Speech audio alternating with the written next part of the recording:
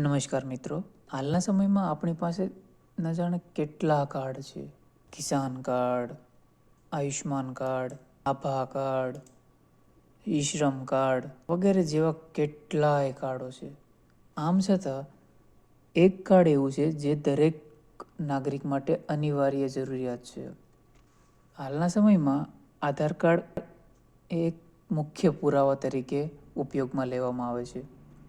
કોઈ પણ યોજનાઓનો લાભ લેવો હોય અથવા તો કોઈ પણ પુરાવા તરીકે આધાર કાર્ડ એક ખૂબ જ અનિવાર્ય ડોક્યુમેન્ટ છે. અત્યારના સમયમાં નવું આધાર કાર્ડથી લઈને તેમાં સુધારા વધારા કરવા ખૂબ જ કઠિન થઈ ગયા છે. તેમ છતાં અમુક આધાર કાર્ડની અપડેટ એવી છે જે તમે તમારી જાતે ઘરે બેઠા કરી શકો છો, અને એ પણ કોઈ પણ ચાર્જ ચૂકવ્યા વગર. આ અપડેટ કઈ છે, એને કેવી રીતે તમે કરી શકો, એના વિશે વિડીયોમાં આગળ માહિતી તમને આપવામાં આવશે. વિડીયો છેલ્લે સુધી જોવા વિનંતી, જેથી કરીને તમને કોઈ માહિતી સમજાય ન એવું ના બની શકે. વધારે સમય ન લેતા વિડીયો શરૂ કરીએ. સૌથી પહેલાં તો કોઈ પણ બ્રાઉઝર ઓપન કરવાનું રહેશે. બ્રાઉઝરમાં UIDAI સર્ચ કરવાનું રહેશે, જે આધાર કાર્ડની ઓફિશિયલ વેબસાઇટ છે.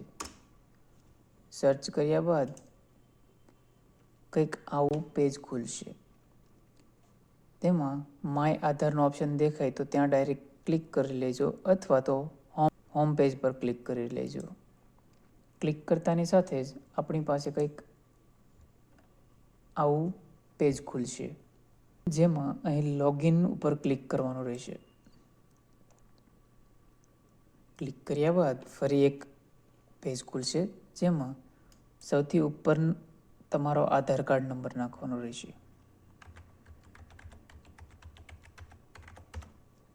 ત્યારબાદ નીચે આપેલા કેપ્ચા ફિલ કરવાનો રહેશે.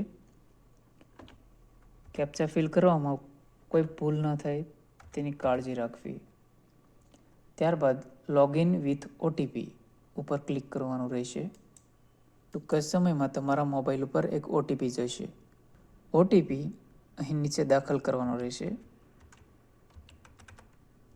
દાખલ કર્યા બાદ લોગિન ઉપર ક્લિક કરવાનું રહેશે. ત્યાં ક્લિક કરતાની સાથે જ આપણી પાસે કંઈક આવું પેજ ખુલશે,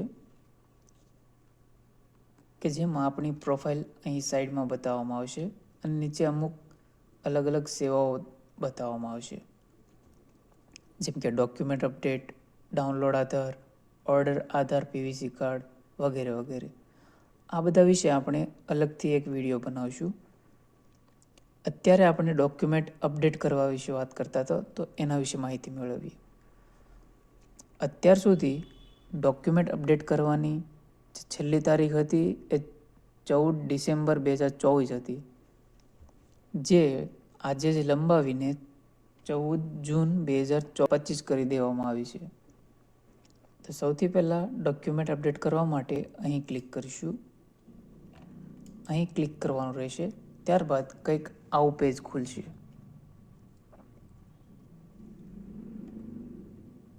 જેમાં આપણે નેક્સ્ટ ઉપર ક્લિક કરવાનું રહેશે. ત્યારબાદ ફરી વખત નેક્સ્ટ ઉપર ક્લિક કરીશું. ત્યારબાદ તમને તમારી ડિટેલ અહીં દેખાશે. થોડું નીચે આવતા અહીંયા ટિક કરવાનું રહેશે. ટિક કર્યા બાદ ફરી નેક્સ્ટ ઉપર ક્લિક કરવાનું રહેશે. ત્યારબાદ જે ડોક્યુમેન્ટ અપલોડ કરવાનું છે એની સાઇઝ અને કઈ ફોર્મેટ છે એના વિશે કહેવામાં આવ્યું છે. ડોક્યુમેન્ટની સાઇઝ 2 MB થી ઓછી હોવી જોઈએ, અને તે JPEG, PNG અથવા તો PDF ફોર્મેટમાં હોવું જોઈએ. હવે પ્રૂફ ઓફ આઈડેન્ટિટી એટલે કે તમારી ઓળખાણ માટે કયો પુરાવો તમે નાખી શકો, તો કે અહીં અલગ અલગ ઘણા બધા પુરાવાઓ આપેલા છે. ડિસેબિલિટી કાર્ડ છે, ડ્રાઇવિંગ લાઇસન્સ, ઇન્ડિયન પાસપોર્ટ, કિસાન ફોટો પાસબુક વગેરે જેવા અઢળક પુરાવામાંથી કોઈ પણ એક તમે સિલેક્ટ કરી શકો. અહીં પાન કાર્ડથી લઈને વોટર આઈડી કાર્ડ સુધીનો પુરાવામાંથી કોઈ પણ એક પુરાવો તમે તમારી આઈડેન્ટિટી માટે યુઝ કરી શકો. માની લો કે વોટર આઈડી કાર્ડ મારે આપવું છે, તો અહીં ક્લિક કરવાનું રહેશે. અહીં ઓકે આપવાનું રહેશે. ત્યારબાદ અહીં view detail and upload document ઉપર ક્લિક કરવાનું રહેશે. કન્ટિન્યુ ટુ અપલોડ પર ક્લિક કરવાનું રહેશે અને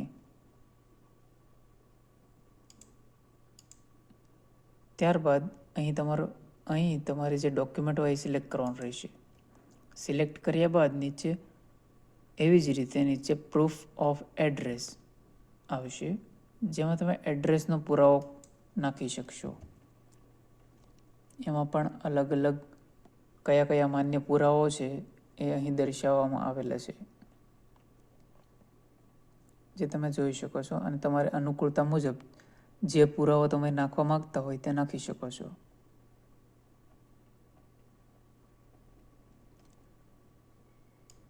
સિલેક્ટ કર્યા બાદ જે પુરાવો નાખવા માંગતા હોય તે સિલેક્ટ કરવાનો રહેશે. ત્યારબાદ view detail and upload document પર ક્લિક કરી કન્ટિન્યુ ટુ અપલોડ પર ક્લિક કરવાનું રહેશે અને તમારો પુરાવો સિલેક્ટ કરવાનો રહેશે.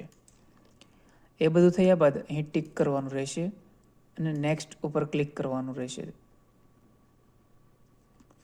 ત્યારબાદ છેલ્લે ફાઇનલ સબમિટનો ઓપ્શન આવશે.